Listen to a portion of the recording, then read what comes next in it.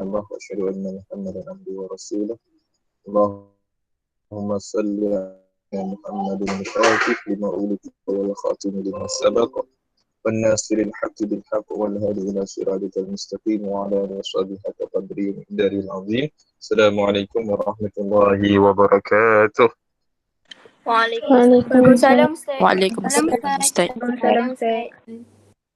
Alhamdulillah, kita bersua pada pagi ini selalunya dengan 1J dengan 1F, 1S je. Tapi kali ni nampak lebih mencabar lah. Sampai 2 sesi Ustaz terpaksa bagi 2 jam. Okay, tak apa. Mudah-mudahan apa yang Ustaz bagi pagi ni korang dapat grab lah dengan baik.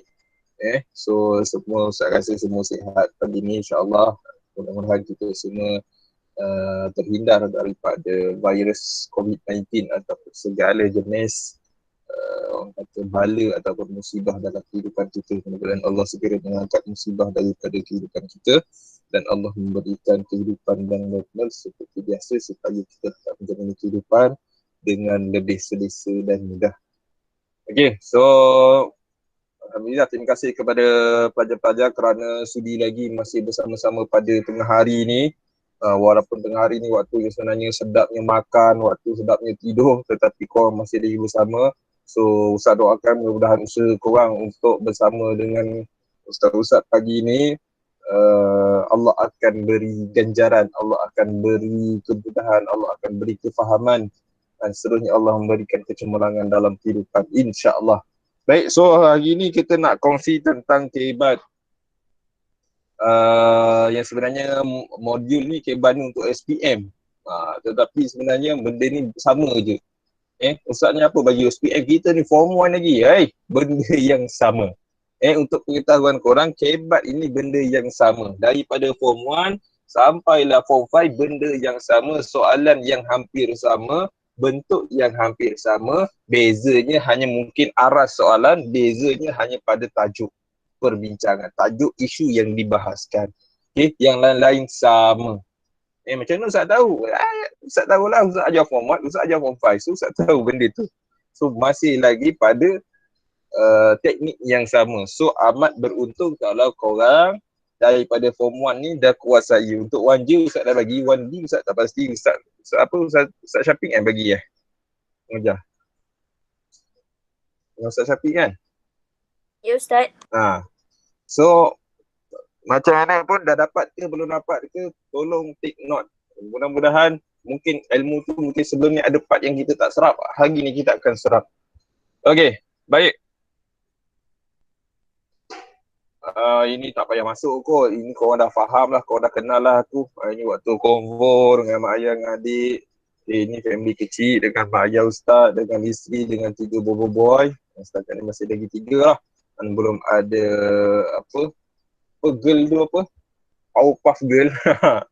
Dan masih belum ada lagi. InsyaAllah kita doakan mudah-mudahan adalah rezeki yang untuk girl pula. Okay. Ini pun Ustaz rasa tak nak masuk lah tadi untuk guru pertama tadi Ustaz dah bagi tadi. Cuma mungkin sikit lah yang Allah nak bagi kejayaan sebenar ni yang kita nak kejar sebenarnya adalah kejayaan yang berada di syurga kan, kejayaan yang hakiki, bukan kejayaan dunia. Hari ni kalau kita kata kita dapat straight A+, kita masih lagi kena survive. Kita masih lagi dah masuk straight A+, kan katalah masuk U, pergi Harvard, pergi Oxford kan, tetapi kita masih lagi kena survive. Kenapa? Sebab kita kena belajar lagi sungguh-sungguh. Tetapi kejayaan yang sebenar, dan Allah kata siapa yang masukkan dalam syurga dihindarkan daripada neraka, orang tu berjaya. Kejayaan sebenar ni akhirat. Bila mana kita masuk syurga, kita dah tak payah susah payah lagi. Tak payah nak belajar bangun pagi-pagi, nak kena mandi, nak kena siapkan diri. Kan kalau lambat siap kena denda. Kan dah tak payah dalam syurga, semuanya nikmat. Dah tak payah susah nak belajar, tak payah susah nak kerja cari rezeki, tak payah. Semua Allah dah sediakan. Segala Allah dah sediakan. Kita terfikir je Allah bagi. Kita terfikir je Allah bagi. Tak minta lagi, tak payah doa lagi, Allah dah bagi. Itu specialnya kejayaan yang sebenar dekat syurga. So kita kena berusaha lah dengan sungguh-sungguh dalam kehidupan kita ni, jaga hubungan dengan Allah, jaga hubungan dengan mak ayah, jaga solat kita, jaga aurat kita, jaga hubungan kita, dan mudah-mudahan Allah bagi kejayaan sebenar di akhirat nanti, insya Allah. Nak berjaya dalam SPM senang ke susah? Tanyalah budak-budak form 5, memang jawapannya sangat susah. Tetapi lagi susah bila kita nak berjaya dalam ujian Allah di dunia ni. Kenapa? Kerana dia punya result dia beza. Sangat berbeza. Bezanya apa? Kalau berjaya SPM straight A+, mungkin kita just dapat anugerah pelajar terbaik, anugerah itu dan anugerah diraja ke apa kan. Tetapi untuk akhirat, kita berjaya je maka Allah bagi ganjaran syurga. Dah tak payah nak susah payahlah lagi. Okay. So kuasai. Okay, right. Terus masuk untuk kebat. Tanpa perlu membuang masa, kita masuk terus kepada kebat. So kebat untuk peringkat PT3, untuk peringkat SPM, dia lebih kurang sama je. Biasanya ratio dia adalah 40% daripada keseluruhan markah. Dalam kertas peperiksaan, dia 2 part je. Satu part fakta, satu lagi part kebat. Yang fakta berapa persen? Fakta berapa persen? 60%. Banyak ke sikit? Banyak. Ini biasanya bagi budak STF, ini perkara yang sangat mudah. Dia belajar, dia ulang kaji, dia hafal, dia boleh dapat. Tetapi masalahnya dekat sini. Dekat kebat ni. Bila mereka ambil mudah, mereka kata, aku hafal cukup dah, aku boleh skor. No. Dalam SPM ataupun dalam PT3, dalam peperiksaan untuk peringkat Islam, 40% ni kita tak boleh tinggal. Kalau kita tinggal di kebat ni, maka kita akan hilang banyak markah. Nak dapat B pun jangan mimpi. Apatah lagi nak dapat A. So sangat-sangat penting untuk kita kuasai teknik untuk menjawab soalan kebat. Okay, next. Kenal pasti soalan kebat. Okay, so cara yang kita nak kenal kebat. Kebat ni biasanya dia berkaitan dengan 4 elemen saja. Kalau boy dia ada 7 elemen. Tapi untuk kebat dia ada 4 elemen saja. Yang pertama, elemen faktor. Yang kedua, kesan. Yang ketiga, langkah. Yang keempat, hujah. Okay. So, kebat berkaitan 4 perkara ni sahaja. So, kalau kita tengok dalam buku teks sekalipun, kalau kita nak buat nota, asingkan antara faktor, kesan, langkah, hujah dengan fakta. Banyak dalam buku teks tu, kalau kita kata ada 100 lebih page, mungkin dalam 50-60 page saja dia berkaitan fakta kalau kita kumpul. Tetapi kalau kita tak kumpul, maka bacalah bodoh-bodoh 100 lebih tu. Beli nak PT3, beli buku rujukan. Buku rujukan ada 300 page. Bacalah 300 page nak exam. Berapa lama boleh habis 300 page? Agak-agak 300 page. Mungkin 1 hari baru habis. Betul tak? Betul ke betul? Betul, Ustaz. Betul. Tetapi kalau kita buat nota, sebenarnya tak sampai 30 page pun kita dah boleh siap. Tak percaya tanya budak 1J, 1F, 1S yang mungkin dah buat nota dia daripada awal. Yang Ustaz dah sebut, dia dah buat daripada awal. Dia asingkan faktor, dia asingkan kesan, dia asingkan langkah, dia asingkan pengajaran, dia asingkan hikmah. Maka nota dia sangat ringkas. Satu tajuk tu boleh buat 1 muka ataupun setengah muka je. Dan bayangkan kita ada 30 tajuk, mungkin dalam 30 page saja. Ambil kertas A4, kita contoh, okey siap 1 tajuk, 1 page. Ambil 1 A4 lagi, okey 1 tajuk. Kalau macam tajuk bidang Al-Quran, bidang hadis tu lagi pendek. Bidang akhlak, itu pun pendek. So dia mungkin boleh setengah muka je. Katalah ada 6 tajuk untuk bidang Al-Quran, ada 6 tajuk. So kita perlukan 3 helai test pad saja. Ataupun kita perlukan 3 kertas A4 saja. Kita dah boleh siap. Bayangkan daripada berpuluh-puluh muka tu tinggal 3. Banyak ke sikit? Sikit. So orang yang bijak dia study smart. Ni Ustaz nak ajar ni. Ni mungkin tips yang mungkin kakak-kakak korang tak sempat ajar lagi. Ni Ustaz ajar. So tolong buat. Kalau kau betul-betul nak berjaya, nak jadi anak yang soleh, nak buktikan pada mak ayah yang kau memang anak yang bagus, maka kena buktikan dengan kita berjaya dalam pelajaran. Kerana berjaya dalam pelajaran, ikut cakap guru. Kalau guru cakap, tolong buat. Jangan ambil mudah. Jangan remehkan setiap. Walaupun nampak macam kecil, benda ni tak payahlah. Benda ni simple, tak payah. No. Ustaz cakap berdasarkan pengalaman. Pengalaman Ustaz sebagai pelajar, pengalaman Ustaz sebagai guru, pengalaman Ustaz menangani masalah pelajar yang ada masalah pelajaran. So itu caranya. Buat nota. Benda tu akan simple. Maknanya kalau katalah kau dah sampai form 3, kau mungkin satu tingkatan 30 tajuk. Naik form tu 30 tajuk lagi. Naik form 3 30 tajuk lagi. Berapa tajuk? Berapa tajuk? 90 tajuk. Berapa page nak baca? Kalau buku rujukan tu mungkin 300 page nak baca tu. Satu hari nak baca. Bayangkan kalau kita ringkaskan daripada 30 tajuk tu, 30 page. 30 page tinggal 90 berbanding 300. 300 dengan 90. Berapa lama masa beza kita nak baca? Orang yang mungkin 90 page, mungkin dia perlukan 1 jam, 2 jam. Tapi orang yang nak baca 300 page, mungkin satu hari 6 jam. Satu hari dah tolak makan, tolak solat, tolak nak mandi, tolak nak rehat, nak tidur. Jadi 6 jam, satu hari. Rugi ke rugi? Sangat rugi. Kalau orang tak bersedia daripada awal, dia jadi orang yang sangat rugi. So ni waktu cuti sekolah, buat dah. Tengok balik ulang kaji balik. Lagi bagus kau dah sedia daripada form 1, kau sediakan satu file. Okay, nota yang nak buat dalam kertas A4 tu, okay, kumpul dalam file tu, kumpul. Okay, ni pendidikan Islam form 1. Nanti naik form 2 masuk je. Form 2 punya masuk dalam file sama. Naik form 3 masuk dalam file yang sama. So bila nak PT3 dah ready dah. Nota tu semua dah ready, cantik. Okay, sedia daripada awal. Jangan form 3 lah nanti baru buat. Memang dah kau akan ketinggalan jauh dengan kawan-kawan yang lain. Okay, siapa yang nak ketinggalan? Angkat tangan. Siapa yang nak ketinggalan? Cakap saya. Tak ada kan? Semua nak berjaya kan? So nak berjaya kena buktikan lah. Bukan sekadar kata, tapi dengan action, dengan tindakan. Okay, next.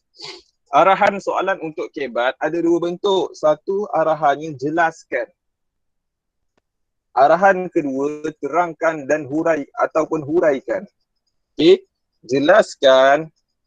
Cara untuk kita jawab adalah mesti ada subjek, mesti ada predikat. Ataupun bahasa mudahnya ayat lengkap. Ayat kita mesti lengkap. Ayat kita mesti lengkap. Jadi kalau tak lengkap, maka kita tak akan dapat adakah. Contoh, saya makan. Complete ke complete? Complete ke tak complete? Saya makan. Tak complete. So macam nak complete kan? Saya makan apa? Nasi. Saya makan nasi. Itu ayat yang ringkas lah. Lengkap tapi ringkas. Kalau nak lengkap tapi cantik, saya makan nasi goreng sambal udang. Contoh. Nasi goreng sambal udang. Lengkap tak ayat tu? Lengkap. Cantik tak ayat tu? Cantik. Sangat cantik. So dapatlah markah. Kalau dia tak tulis dia punya predikat, maka tak dapat markah. Biasanya untuk jelaskan ni kalau dulu 2 markah, sekarang 1.1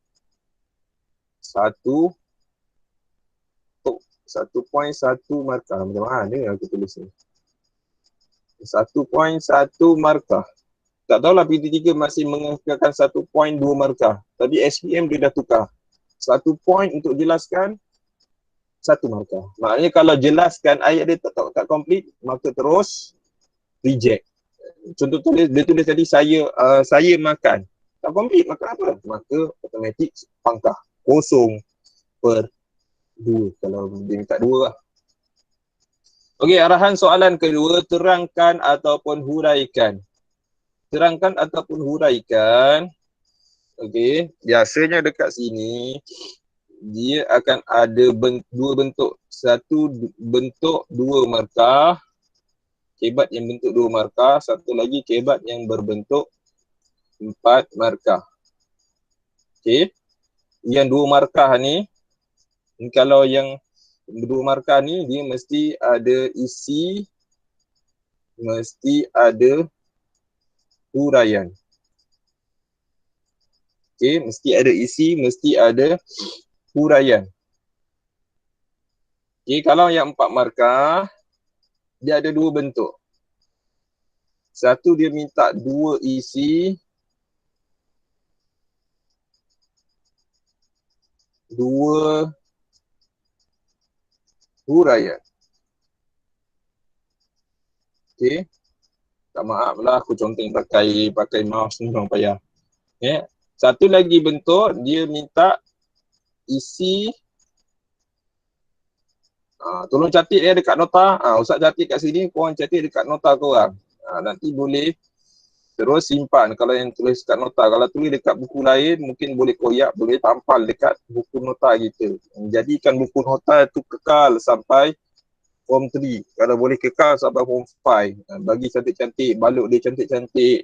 Mana bila nak jawab je, kita nak ulang kaji je untuk teknik menjawab, kita akan rujuk dekat situ. Tak adalah habis form 1, buang semua. Habis form 2, buang semua. Rugi. Dan sedangkan ilmu ni, benda ni akan bawa sampai ke form 5. Okay, so ada dua bentuk. Bentuk pertama, 2 markah, isi dan huraian. Isi dan huraian. Isi tu mesti ayat lengkap. Contohnya tadi, saya makan nasi kerana saya lapar. Kerana saya lapar. Contohlah, Ustaz bagi soalan. Kesan beriman kepada malaikat. Jelaskan, terangkan kesan beriman kepada malaikat. So, apa jawapan kita? Iman akan meningkat. Iman akan meningkat. Komplit ayat tu, komplit. Tapi mana huraiannya? Kita letak SKC. Kita letak supaya kerana, contohnya SKC,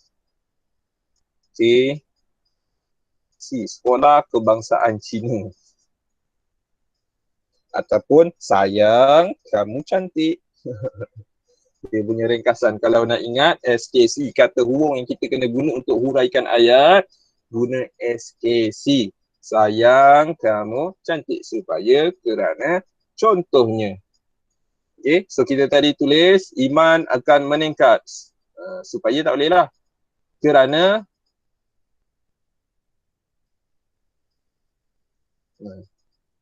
kesan beriman kepada malaikat, iman akan meningkat kerana percaya dengan rukun iman.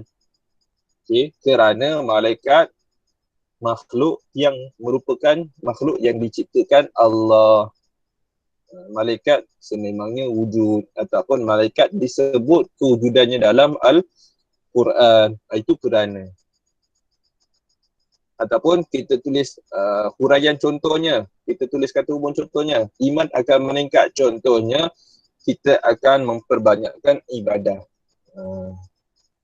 Contohnya kita akan menghindari perkara-perkara maksiat. Okay? Itu cara untuk menjawab kebat 2 markah. Isi ni mesti ayat lengkap, kemudian plus huraian. Okay? And then bentuk yang kedua, kebat yang 4 markah, so dia ada 2 bentuk. Bentuk pertama, dia minta 2 isi, 2 huraian. Dia minta 2 isi, 2 huraian. Meaning dia akan sebut dalam soalan, terangkan 2 kesan beriman kepada malaikat. Terangkan 2 faktor mengapa perlu beriman kepada malaikat. Dia sebut jumlah tu. And then markah dia tulis 4 markah dekat bawah soalan tu. So kita tahulah yang ini soalan kebat 4 markah bentuk yang pertama. So dia nak 2 isi, 2 huraian. Okay. So kita tulislah huraian pertama tadi. Isi huraian pertama tadi. Iman akan meningkat kerana percaya kepada rukun iman. Apa lagi kesan kedua? Takut melakukan perkara maksiat. Kerana takut malaikat mencatat amalan buruk. Takut melakukan perkara maksiat kerana malaikat mencatat amalan yang buruk. Kerana takut malaikat mencatat amalan yang buruk. Okay, dapat catat? Kena catat ni. Kau tak catat, kau rugi. Tolonglah, rugi. Jangan jadi orang yang rugi. Lepas ni Ustaz tak akan Hurai lagi ni, naik form 2, naik form 3, nasib korang lah benda ni. Kalau tak memang kena terus belasah je. So kena kuasai yang bentuk pertama. Bentuk kedua, kebat 4 markah dia tak sebut jumlah. Dia terus tulis huraikan ataupun terangkan hikmah beriman kepada malaikat. Terangkan hikmah beriman kepada malaikat. So dia nak berapa isi? Dia nak satu isi. Satu huraian lengkap dan satu kesimpulan.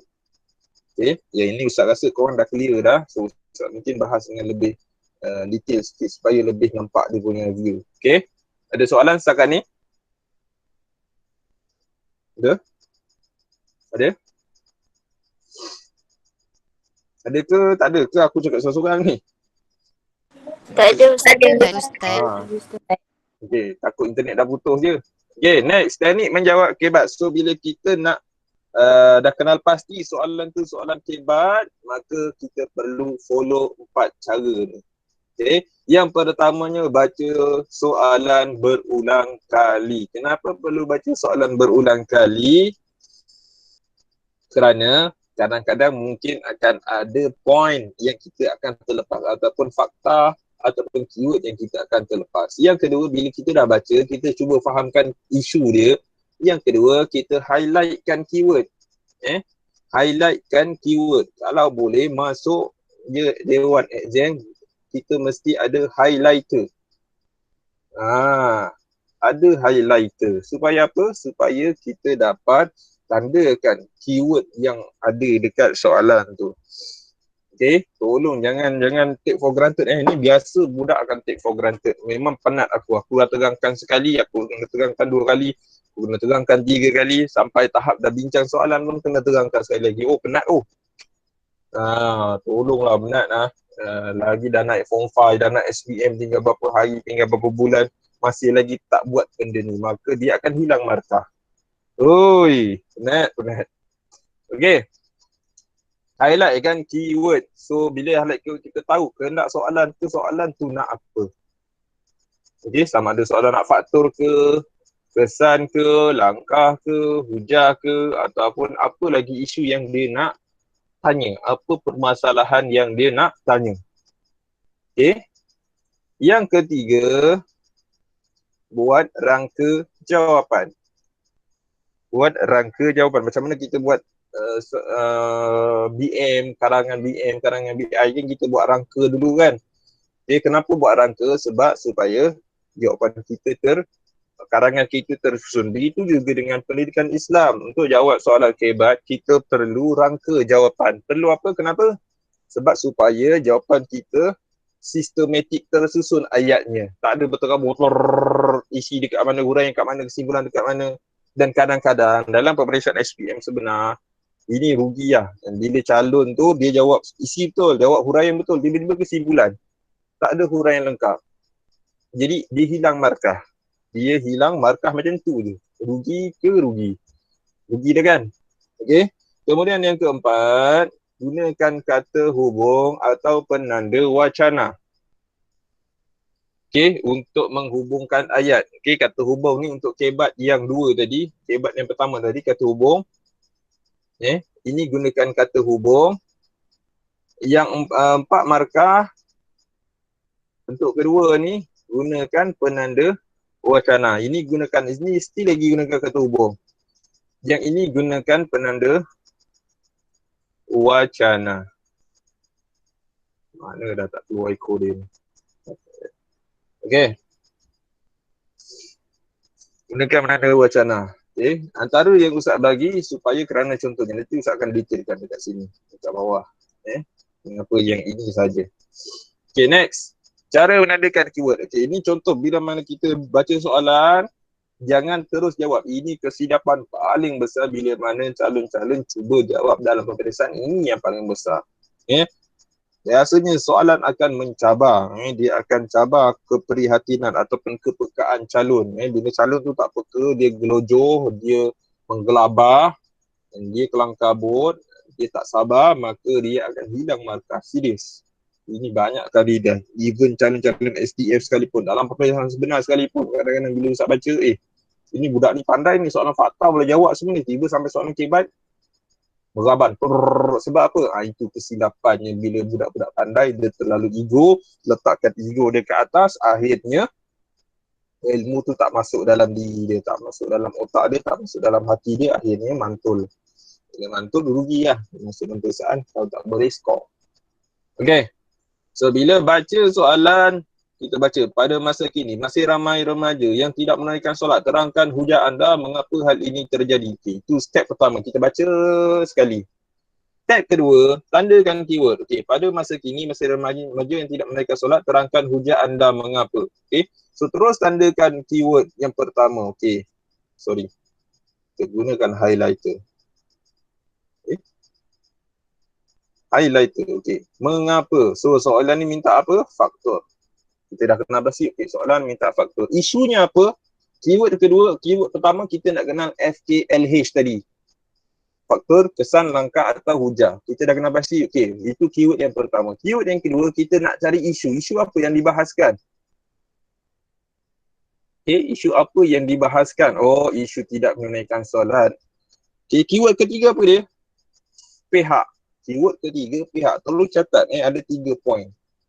3 cara kita tandakan keyword. Keyword apa yang kita nak kena cari. Keyword pertama yang kita kena cari FKLH.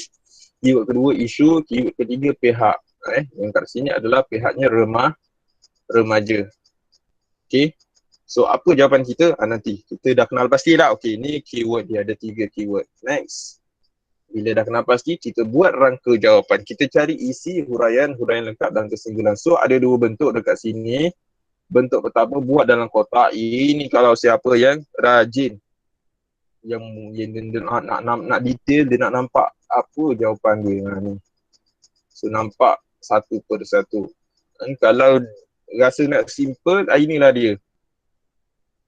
Bentuk kedua, buat rangka jawapan. Isi I, H, L dengan K. Kemudian terus keluarkan kurang dirikan agama. Kita catat dekat tepi ni apa dia punya penanda wacana. Hal ini kerana ke, contohnya ke, supaya ke, ataupun kesannya ke, benda-benda tu yang kita nak kena masukkan. Okay. Rangka jawapan. Nampak Last sekali, bukan last sekali, ada lagi. Next. Kita gunakan penanda wacana. Ni yang tadi, sambil-sambil kita buat rangka jawapan ni, kita keluarkan penanda wacana yang betul. Untuk kebat yang 4 markah, yang 1 point saja tu, IH, HLK tu, gunakan penanda wacana. Ini contoh jawapan dia. Pada pandangan saya, dia dah keluar dekat tadi ni, dah keluar dekat rangka jawapan tadi, kita terus, barulah kita boleh keluarkan jawapan tu dekat bahagian jawapan. Kita keluarkan. Pada pandangan saya, remaja pada masa ini kurang didikan agama. Hal ini kerana nampak dia pisahkan dengan titik. Ini beza kebat yang 2 dengan kebat yang 4. Okay. Tidak fokus ketika belajar. Titik. Tanda wacana sekali lagi. Contohnya bermain ketika guru mengajar. Titik. Kesimpulannya, ini penanda wacana juga ni. Kita mestilah fokus ketika belajar supaya memahami hukum hakam agama. Okay. So kita kesimpulan, kita huraikan balik, kita bahaskan balik apa isu yang kita bahaskan tadi. Apa isi dan huraian yang kita dah masukkan tadi. Apa kita tadi? Tidak fokus, kita mestilah fokus ketika belajar. Apa masalah dia? Masalah dia tak faham agama supaya memahami hukum hakam agama. Okay, itu. So yang cara kedua, kata hubung ini zaman dulu. Bermula 2018, SPM dia dah tak terima yang ni. Yang ini dia menghubungkan pada pandangan saya maju Quran dengan agama. Kerana tidak fokus, dia guna kata hubung. Contohnya bermain kata, baru dia pisahkan kat sini. Yang ini dia akan dapat berapa markah? Kalau sekarang, dia akan dapat 1 markah isi, 1 lagi markah kesimpulan. Mana ni? K ni tak keluar ni. Kesimpulan 1 markah. So 2 markah sahaja. Ini format yang terkini. So Ustaz nak korang dah boleh follow daripada PT3, daripada form 1 ni dah boleh follow. Dah boleh dah ikut yang ini saja terus. Maknanya kita dah lebih mahir daripada form 1 dah mahir, naik form 2, naik form 3 dah boleh tersenyum lebar. Cikgu-cikgu, ustaz-ustazah pun dah boleh baguslah budak ni cara jawab matang, cara jawab dia cantik tersusun. Nampaklah kebijaksanaan tu, nampaklah dia ni memang betul-betul belajar waktu dia form 1. Okay. Next, ini kata hubung yang dilarang digunakan. Okay, kata hubung yang jangan sekali-kali guna. Kita dah habis tadi, teknik menjawab kebat tadi. Cuba ini sampingan-sampingan. Benda-benda kesilapan-kesilapan yang biasa calon buat. Dia guna dan, dia guna atau, dia guna serta, yang juga. Yang ini, bila kita guna kata hubung yang ni, maka dia tidak akan pisahkan ayat. Bahkan dia akan jadi isi kedua ataupun huraian kedua ataupun huraian lengkap kedua. Bila nama yang kedua-kedua tu dia tak terima. Korang terima tak yang kedua? Korang terima tak ada yang kedua? Tak.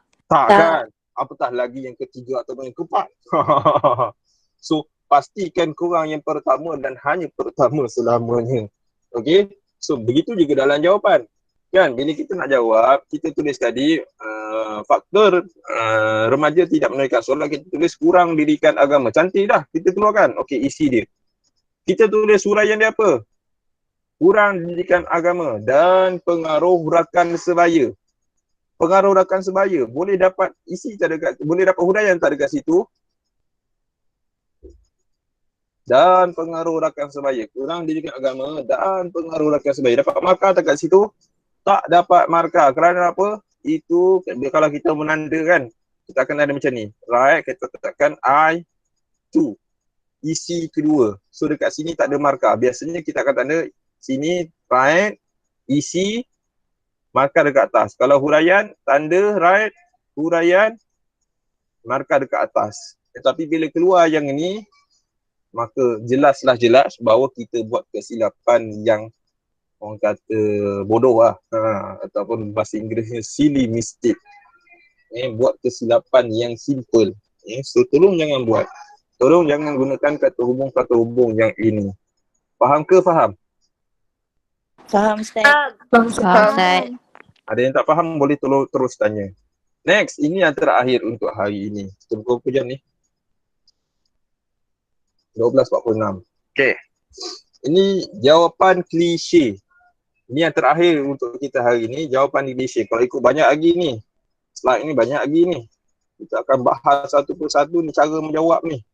Tapi yang ini Ustaz serahkan balik kepada guru-guru pendidikan Islam yang lain, Ustaz-Ustazah korang. Mungkin nanti naik form 1 ni dah habis, mungkin naik form 2 nanti mungkin boleh bincang balik dengan Ustaz-Ustazah korang macam mana nak jawab kebat yang betul berdasarkan kepada teknik-teknik yang Ustaz dah bagi tadi. Okay, cuma yang last hari ini Ustaz akan bagi jawapan klise inilah, jawapan umum. Ini yang Ustaz keluarkan daripada skema jawapan. Yang ini Ustaz buat. Modul ni Ustaz buat masa tahun 2018. So, apa dia? Jawapan klise ni masa 2017 dan 2018 untuk SPM sebenar. Maknanya Ustaz ambil daripada skema tu, Ustaz keluarkan. Okey, bila soalan kebat tu tanya faktor je, okey ni biasanya ada dalam skema. Bila soalan tu tanya kesan je, ini biasa ada dalam skema. Bila soalan tu tanya langkah je, ini biasanya akan ada dalam skema. Dia tanya 2 faktor, 2 kesan, 2 langkah, inilah biasanya ada. Okey, jadi jadikan ini sebagai jawapan tambahan kita. Kalau Ustaz ceramah dekat soalan harian, biasanya jawapan klise ni Ustaz akan bantu untuk mereka. Okey, korang tak payah, korang dah kenal pasti, okey soalan tu faktor ke kesan langkah, okey. Terus keluarkan jawapan ni. Tak payah fikir banyak-banyak. Sebab apa? Sebab mungkin dia orang punya level pemikiran tu tak sampai. Okay, tetapi untuk budak-budak STF, Ustaz sarankan gunakan jawapan umum ni, jawapan klise ni sebagai jawapan tambahan. Okay, kalau mungkin sebelum ni orang tak terbiasa, lepas ni tolong biasakan. Bila soalan tu minta 2, jangan kita bagi 2. Kita bagi 3 ataupun kita bagi 4. Biasanya bagi 4 lah. Tambahkan 2. Ini pun biasanya dalam SPM pun benda yang sama. So tolong dalam P3 pun tolong buat. Sebab dia bukan soalan respon terhad. Kalau soalan respon terhad, contoh soalan objektif. Kan? A, B, C, D. So kita hanya jawab satu saja. Tapi untuk bahagian AC yang macam ni, jawapannya respon tidak terhad. Soalan respon tidak terhad. Meaning what? Maknanya kita boleh jawab seberapa banyak yang kita nak jawab. Ustaz pernah dapat satu menanda dulu, ada mungkin ada beberapa sekolah lah, mungkin ada beberapa calon. Dia minta dua je soalan, jelaskan, terangkan dua kesan khusyuk dalam solat. Dia tulis mak kau penuh test pad tu sampai bawah. Sedangkan minta dua je, dia bagi lebih 10.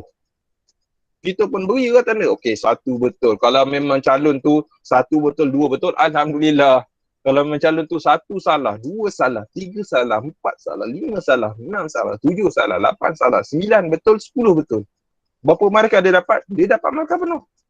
Kalau 2 markah, 2/2. Kalau 4 markah, 4/4. Even jawapan tu dah jawapan yang ke-9 dan ke-10. Faham maksudnya? Walaupun, tapi untuk PT3, kita jawab dalam kertas jawapan. Kita tak jawab dalam kertas yang sama. Kalau PT3, itulah kertas soalan, itulah kertas jawapan. Tapi untuk SPM, kertas soalan lain, kertas jawapan lain. Kita jawab dalam test pad. Walau bagaimanapun, boleh. Biasanya akan ada ruang dekat bawah tu kan. Maka jawab lagi. Soalan minta 2, kita bagi 4. Soalan minta 3, kita bagi 5. Dan supaya kita ada extra mark dekat situ. Kita ada backup. Kalau soalan jawapan kita pertama salah, jawapan kedua salah, 3, 4, 5 mungkin betul.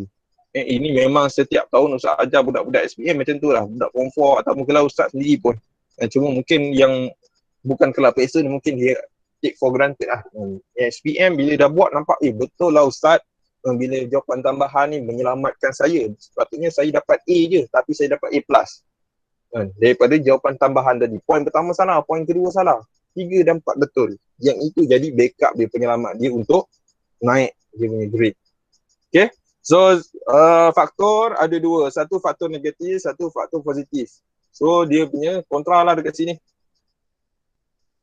Okay. Yang pertama, kalau negatif, kurang didikan agama. Lawannya dapat didikan sempurna. 2, lemah pegangan agama ataupun kurang kesedaran agama. Lawan dia ni kuat pula lah. Okay, yang ini pengaruh negatif rakan sebaya ataupun pengaruh negatif masyarakat ataupun pengaruh negatif media massa. Okay, yang ini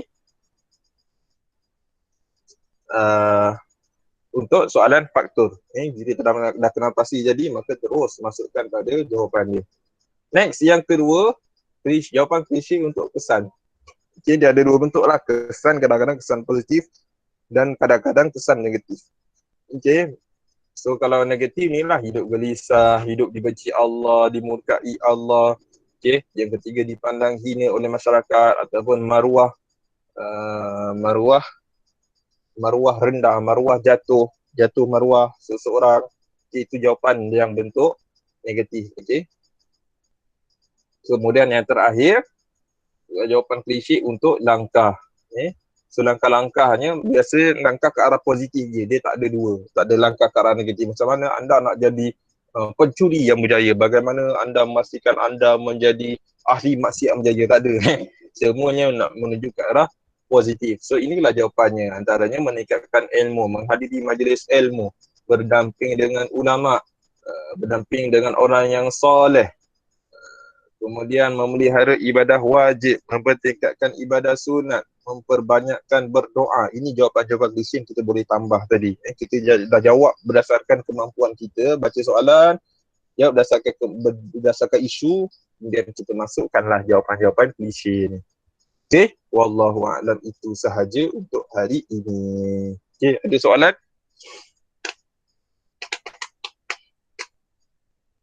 Ada soalan? Ustaz. Ya. Kalau tulis mendapat pahala, saya dapat markah ke? Mendapat pahala dekat kesan ni.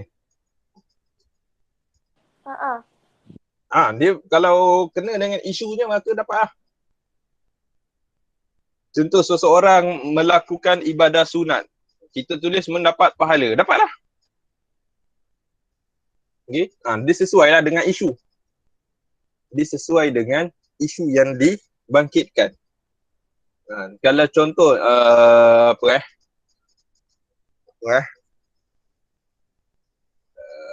isu contoh apa boleh fikir ni, kita membantu orang lain, kita bersedekah pada orang lain, dapat pahala jawapannya. Betul lah. Dia berkaitan dengan isu kita. Okey. Ada lain? Terusannya. Lagi. Ustaz, kalau Ya. tak guna penanda wacana boleh dapat markah penuh ke? Tak guna penanda wacana boleh dapat markah penuh ke? Mungkin boleh dapat. Okey. Ada yang mungkin degil sangat kan. Malas lah guna penanda wacana, degil sangat kan. Buang masa lah. Mungkin jawapan kita mungkin boleh dapat 4/4 kemungkinan, tetapi kemungkinan tu sangat rendah. Possibility dapat 4/4 tu sangat rendah. Kerana apa? Kerana mungkin isi kita akan berulang. Mungkin huraian kita akan berulang. Macam contoh saya bagi tadi lah. Okay, kurang didikan agama. Cantik lah. Lepas tu dia masuk sini. Pelajar, remaja juga terpengaruh dengan rakan sebaya. Remaja juga terpengaruh dengan media massa. Dah sampai ni. Kesimpulannya remaja mestilah belajar, fokus ketika belajar supaya memahami hukum agama. Berapa markah dekat situ dapat? Dia dapat 2 markah je. Isi dengan huraian-huraian lengkap tadi, huraian tu isi berulang, huraian lengkap tu pun isi berulang. Okay, so dia dapat markah isi dan kesimpulan sahaja. Rugi ke rugi? Memang sangat rugi. So gunakan penanda wacana supaya ayat kita tu terpisah. Dia punya konteks dia. Okay, yang ini kita tanya, kita sebutkan faktor kurang didikan agama. Lepas tu ini faktor yang lebih mendalam. Dan kat sini, yang ketiga kita bagi contoh.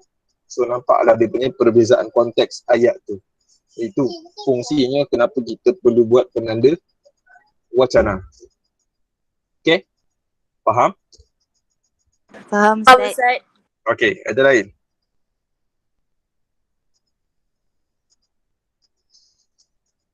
Tak faham terus tanya, ragu-ragu ataupun mungkin faham, cuma nak tanyalah, nak lebih yakin nak tanya.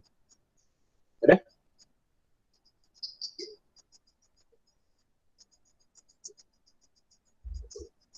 Ada?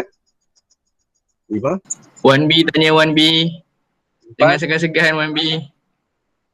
Senyap 1B ni. Christina sampai hati ada soalan? Tanya.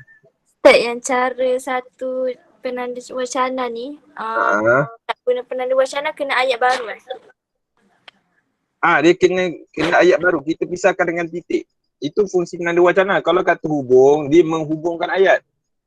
Kata hubung menghubungkan ayat. Penanda wacana, fungsi dia kita nak tandakan bahawa ayat kita itu adalah ayat yang baru. Itu namanya penanda wacana. Kita menandakan adalah ini wacana yang baru. Ini ayat yang baru. Okay. Dia berbeza dengan ayat yang pertama tadi. Nampak ringkas je. Dia tak perlu panjang pun. Short and nice. Short and sweet. Untuk menikah Islam. Dia tak sama bahasa Inggeris dengan bahasa Melayu. Bahasa Melayu, bahasa Inggeris nak cukupkan ayat. Nak cukupkan patah perkataan. Tapi menikah Islam tak.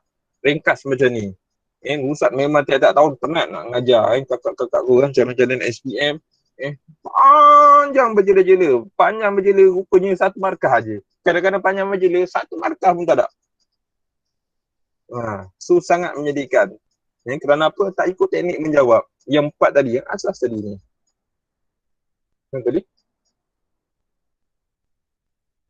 Ni. 4 yang asal. Bila tak nak follow 4 ni.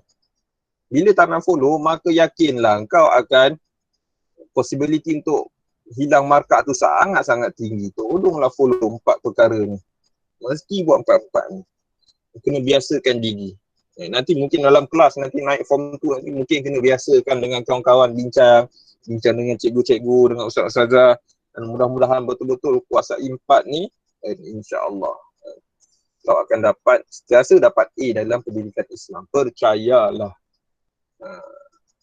Okay, ada lain?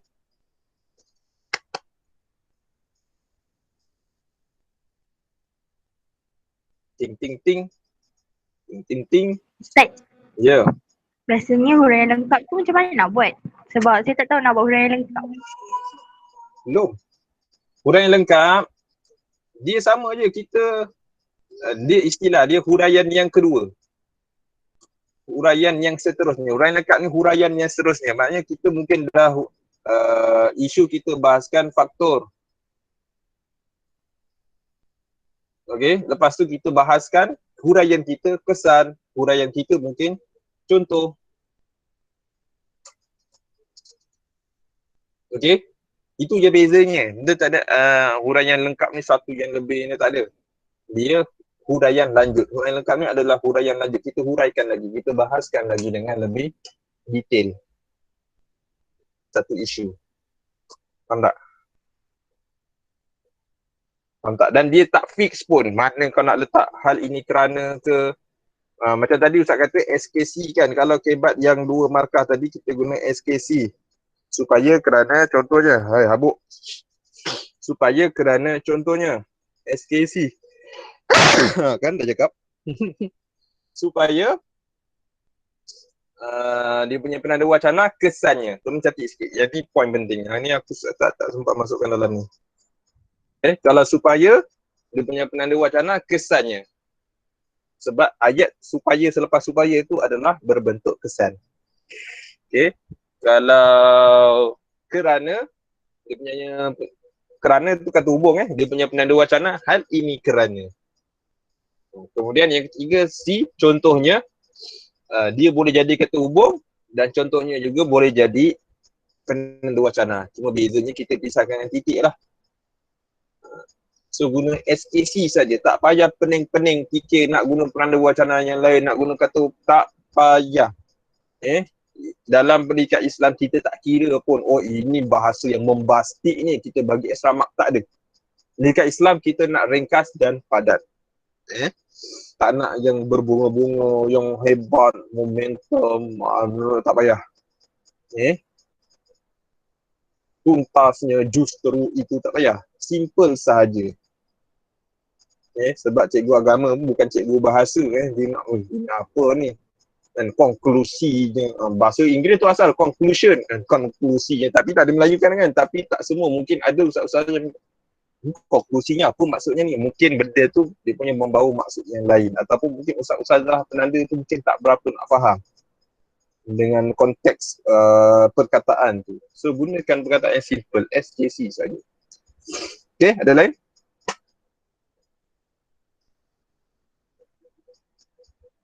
Faham tak faham?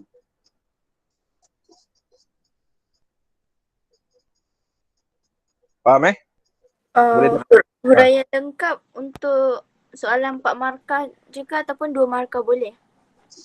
Huraian lengkap, okey, terima kasih. Huraian lengkap dia untuk yang 4 kebat yang 4 markah bentuk kedua. Yang tadi Ustaz bagi tadi. Jadi ni, huraian lengkap dia hanya untuk yang ni saja, kebat 4 markah bentuk yang kedua. Jadi kalau kebat 4 markah bentuk yang pertama, dia tak perlu huraian lengkap. Dia perlu isi dan dia perlu huraian saja. Faham ke faham? Faham, tapi dia bergantung pada soalan ke? Dia bergantung pada soalan. Mana kalau kita baca soalan, dia tulis terangkan, aku nak tulis contoh sikit lah.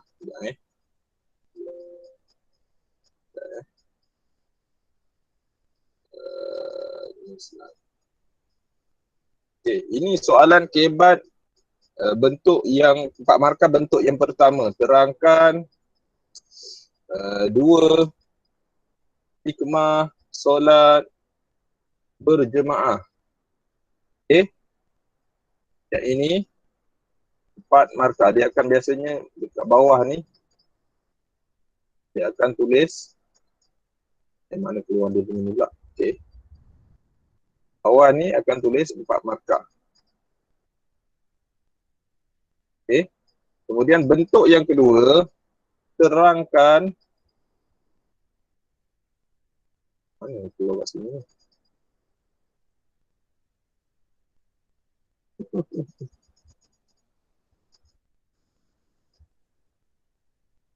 Tak Jemaah. Okay.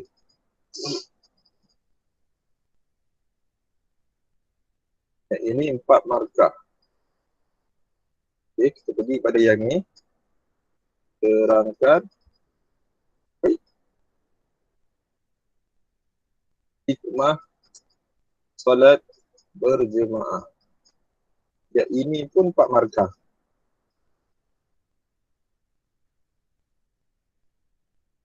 Okay. Apa perbezaan antara dua soalan ni? Apa perbezaan antara dua soalan ni?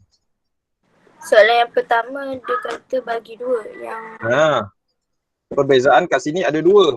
Yang kat sini tak ada 2 pun. Tapi markah tetap sama. Soalannya hampir sama. Dan memang sama pun. Tetapi apa kehendak soalan? So dia kembali kepada yang tadi. Mana tadi? Kembali kepada yang tadi. Oh, dah hilang dah. Aku tenggelam dulu. Okay. Yang tadi, bila dia minta 2 ni maknanya kita pointkan dia. 2 point. Satu isi. Saya ni huraian. Isi dan huraian. Point kedua pun sama. Isi dan huraian. Dalam bentuk point. Okay, ni soalannya ini. Mesti dalam bentuk point. Isi huraian. Point kedua isi huraian. Kalau yang ini dia tak sebut pun, terangkan hikmah solat berjemaah. Maksudnya apa? Maksudnya dia nak satu hikmah saja. Yang ini dia nak 2 hikmah. Satu hikmah saja. Bila satu hikmah, maknanya yang lain tu adalah huraian lengkap dan kesimpulan. So dia hanya dalam bentuk 1 point. Tak payah buat point. Yang ini buat satu perenggan sahaja. Okay, satu ayat dalam satu perenggan. Isi, huraian lengkap. Kau panjang. Huraian lengkap dengan kesimpulan. Clear? Clear ke clear? Ya Ustaz. So ini 2 bentuk yang kita kena faham. Okay. Ini minta isi plus huraian. Mana dah? Poin pertama isi huraian. Isi kedua pun isi plus huraian. Berbeza dengan yang bawah. Kalau yang bawah ini dia minta 1 poin saja. Bila 1 poin bermakna isi plus huraian lengkap plus kesimpulan. Ini. Okay. Yang ini kena guna penanda wacana. Yang ini just guna kata hubung. Sambungkan ayat. Yang ini kena pisahkan ayat. Okay. Clear? Clear Ustaz. Okay, bagus. Ada lain soalan? Tak ada? Ada ke ada? Ada ke tak ada? Tak ada Kalau tak ada, itu sahaja untuk hari ini. InsyaAllah mudah-mudahan apa ilmu yang Ustaz kongsi tengah hari ini korang dapat grab dan dapat melekat dekat kepala dan dapat melekat dekat hati dan dapat seterusnya terjemahkan dalam peperiksaan demi peperiksaan yang korang akan lalui sampailah ke Form 5 nanti. InsyaAllah mudah-mudahan semua Ustaz doakan cemerlang dalam setiap peperiksaan, straight A, straight A+, terus jadi anak-anak yang solehah, penyejuk mata untuk mak dan ayah dan penyejuk mata untuk guru-guru dan kawan-kawan orang-orang di sekeliling kita, insya-Allah. So itu saja untuk hari ini. Akhir kata Ustaz minta maaf kalau ada perkataan yang salah, yang terlanjur kata. Mudah-mudahan kita semua digolongkan dalam golongan orang-orang yang soleh dan soleh. Okay, so Assalamualaikum warahmatullahi wabarakatuh. Saya serahkan balik kepada Ustaz Syafiq. Terima kasih.